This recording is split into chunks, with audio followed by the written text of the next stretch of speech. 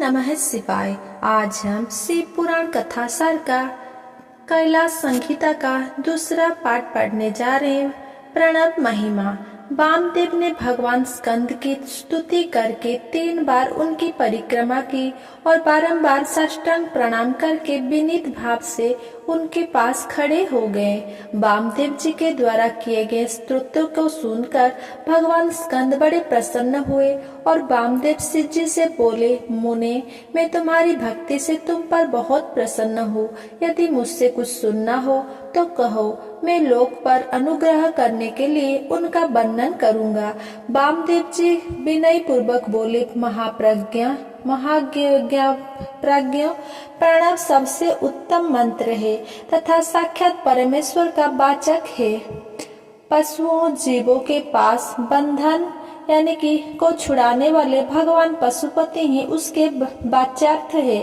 अमितिंद सर्वम ओंकार ही यह प्रत्यक्ष दिखने वाला जगत है। यह सनातन स्तुति का कथन है। अमिति ब्रह्मा अर्थात ओम यह ब्रह्मा है तथा सर्वभौतद ब्रह्मा यानी कि मांडुक्योपनिषद 2 यह सब का सब ब्रह्मा ही है इत्यादि बातों भी श्रुतियों द्वारा कही गई है। तात्पर्य यह है कि समष्टि और व्यष्टि सभी पदार्थों प्रणव के अर्थ है। प्रणव द्वारा सबका प्रतिपादन होता है। ये बात मैंने सुन रखी है, अतः कृपा करके आप प्रणव के अर्थ का प्रतिपादन कीजिए। मुनि के इस प्रकार पूछने पर स्कंद ने भगवान सदाशिव को प्रणाम करके उस श्रेय का वर्णन आरंभ किया जिसे स्तुतियों ने भी छिपा रखा है। श्री स्कंद ने कहा, मुनीश्वर वामदेव, इस लोक में जितने जीव है वे सब नाना प्रकार के शास्त्रों से मोहित है। परमेश्वर की अति विचित्र माया ने उन्हें परमार्थ से वंचित कर दिया है। अतः प्रणव के वाच्यार्थभूत साक्षात महेश्वर को वे नहीं जानते। वे महेश्वर ही सगुण निर्गुण अर्थात त्रिदेव के जनक परम ब्रह्म परमात्मा है। मैं बारंबार इस सत्य को दोहराता हूँ कि प्रणव के अर्थ साक्षात शिव ही है। श्रुति स्मृति शास्त्रों एवं प्रणव में प्रधानता उन्हीं को प्रणव का वाच्यार्थ बताया गया है। जो परमात्मा स्वयं किसी से और कभी उत्पन्न नहीं होता, वो परम ब्रह्म परमात्मा संपूर्ण ऐश्वर्यों से संपन्न होने के कारण स्वयं ही सर्वेश्वर शिव नाम धारण करता है।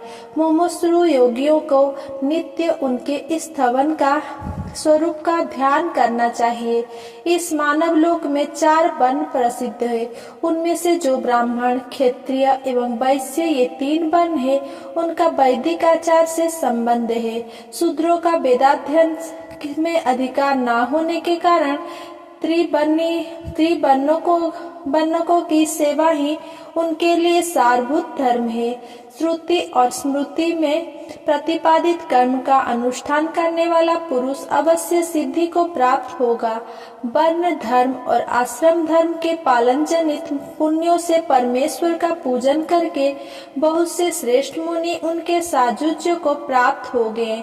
ब्रह्मचर्य का पालन करने से ऋषियों की यज्ञ कर्म के अनुष्ठान से देवताओं की तथा संतानोत्पादन से पितरों की तृप्ति होती है, ऐसा स्तुति ने कहा है। इस तरह ऋषि ऋण, देव ऋण तथा पितृ ऋण इन तीनों से मुक्त हो वानप्रस्थ आश्रम में प्रविष्ट होकर मनुष्य सुख दुख आदि द्वंद्वों को सहन करते हुए जितेंद्रिय तपस्वी हितावहारी हो योग का अभ्यास करे, जिससे बुद्धि निश्चल तथा अति दृढ़ हो जाए।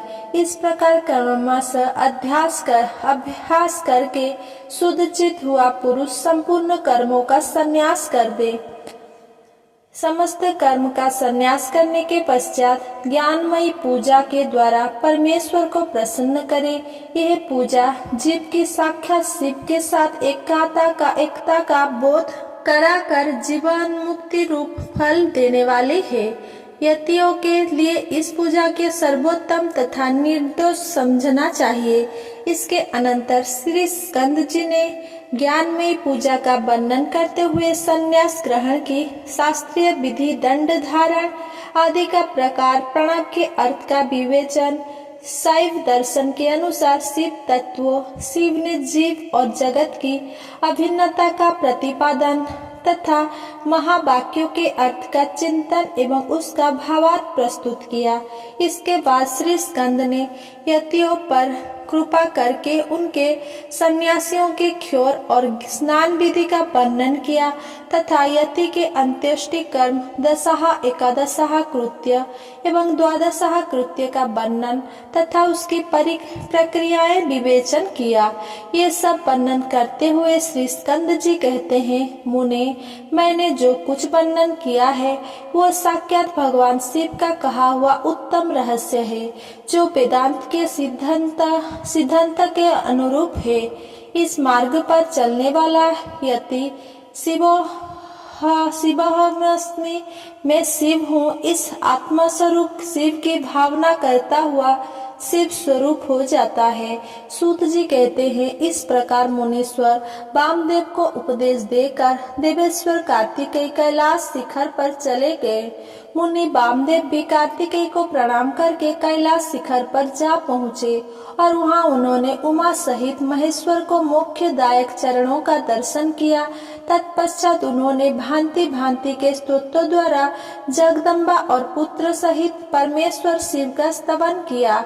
इसके बाद देवी पार्वती और महादेव जी के चरण कमल को आश्रय लेकर वे सुख पूर्वक रहने लगे। आप सभी ऋषि भी इसी प्रकार प्रणव के अर्थभूत महेश्वर का तथा मुख्यदायक तारक मंत्र ओमकार का ज्ञान प्राप्त करके यही सुख से रहो तथा विश्वनाथ जी के चरणों में साजुज्य रूपा उत्तम मुक्ति का चिंतन करो। अब मैं भी गुरुदेव की सेवा के निमित्त बद्रिकाश्रम तीर्थ को जाऊंगा।